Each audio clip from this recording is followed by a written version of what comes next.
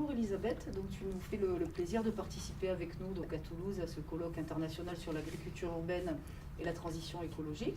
Donc voilà, on va te poser quelques questions. Donc tout d'abord peut-être si tu peux voilà, te présenter, nous parler de tes activités professionnelles et autres. Hein. Voilà, donc je te laisse la parole. Bien, alors donc je suis Elisabeth Totu-Picard. Je suis adjointe au maire de Toulouse sur les questions de développement durable et je préside également la commission environnement, développement durable et énergie de Toulouse Métropole. Je suis une élue de la société civile, ce qui veut dire qu'en fait je n'ai pas de carte politique, même si depuis récemment je me suis engagée aux côtés d'Emmanuel Macron. Dans ma vie professionnelle, je suis directrice d'hôpital et je suis actuellement directrice adjointe au CHU de Toulouse où je porte une mission, où je développe les questions environnementales et énergétiques de ce grand CHU.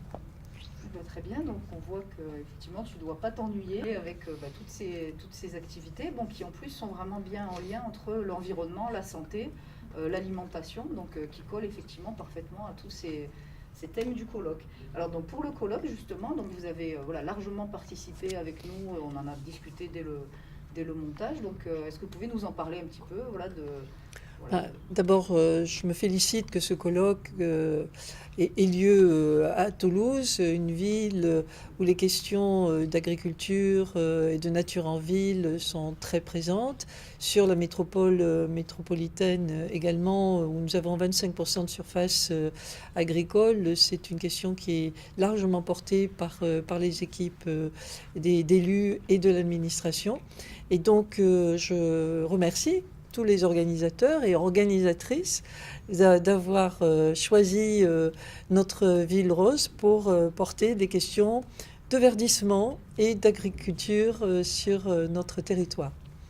Très bien, donc là maintenant je vais peut-être vous interroger sur parmi tous ces nombreux projets autour de l'environnement, de la santé, des jardins collectifs, voilà, il y a vraiment, c'est vrai qu'effectivement on est dans une ville très dynamique avec beaucoup d'associations.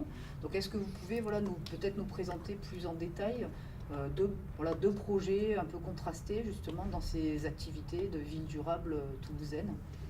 Oui, alors je dirais qu'à l'échelle de la ville de Toulouse, le dossier que je suis heureuse de porter, c'est celui des jardins partagés. Ces jardins collectifs mis à la disposition des habitants de la ville. À la fin de l'année, nous aurons 17 parcelles ainsi cultivées par les Toulousains.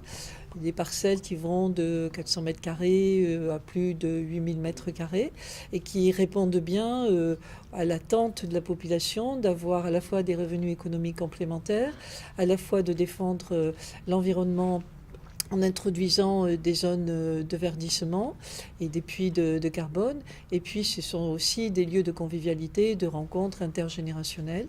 Et il y a une forte demande d'ailleurs des jeunes générations à revenir à la terre. Donc ça, ce serait à l'échelle de la ville de Toulouse. Et puis à l'échelle de la métropole, un projet beaucoup plus ambitieux de relance du maraîchage, de création de nouvelles filières d'agriculture avec des circuits courts et de préservation des zones foncières encore non investies sous la pression démographique et la forte demande d'urbanisation pour les remettre à la disposition des jeunes agriculteurs qui auraient envie de se lancer dans cette nouvelle activité économique.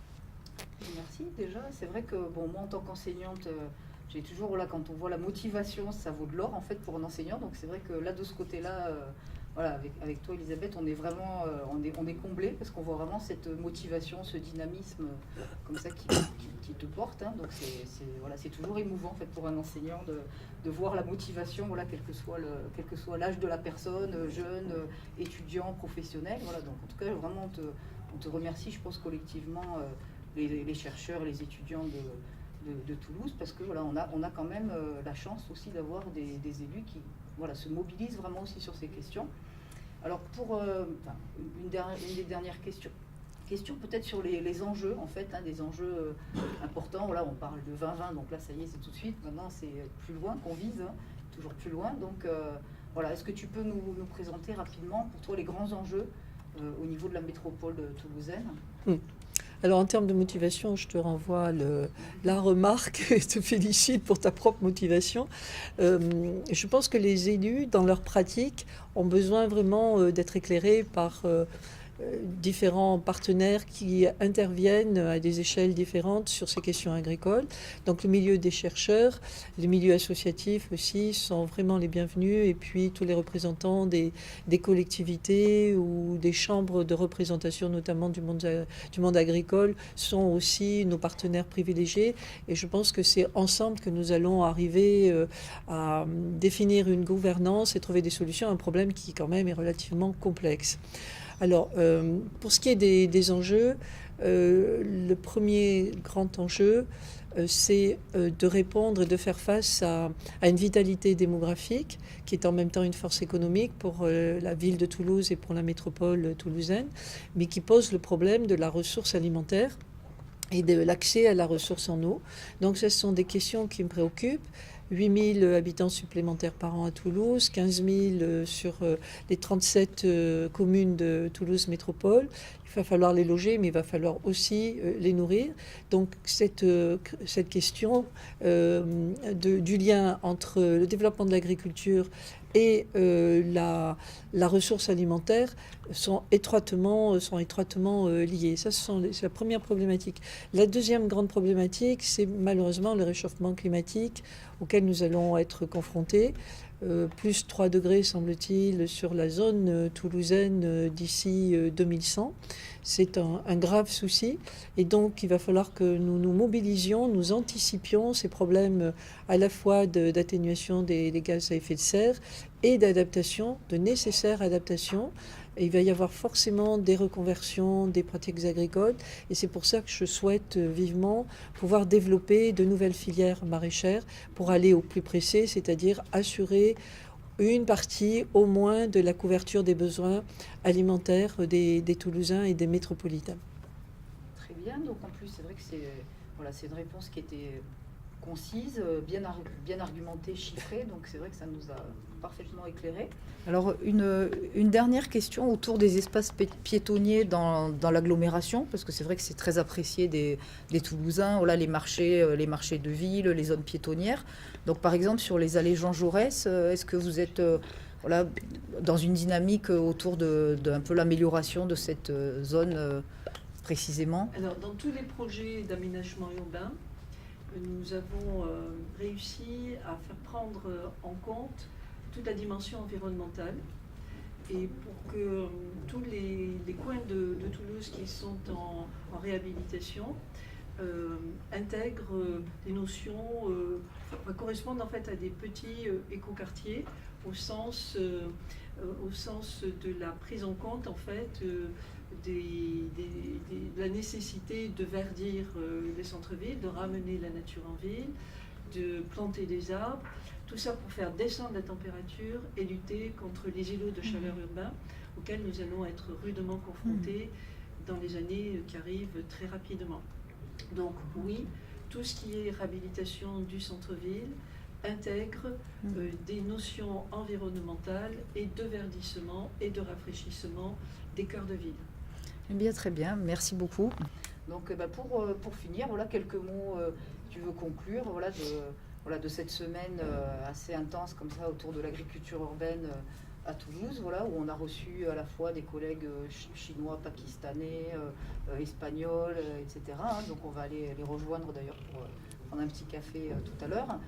Voilà, donc si tu voulais rajouter peut-être un mot du jour. Voilà, oui, quelque chose de très simple. Ce que j'observe au niveau de la métropole et de la ville toulousaine, c'est-à-dire cette augmentation de la démographie, c'est le même problème qui ça va s'imposer à nous à l'échelle de la planète, et avec les mêmes questions de ressources alimentaires et de répartition équitable des ressources alimentaires.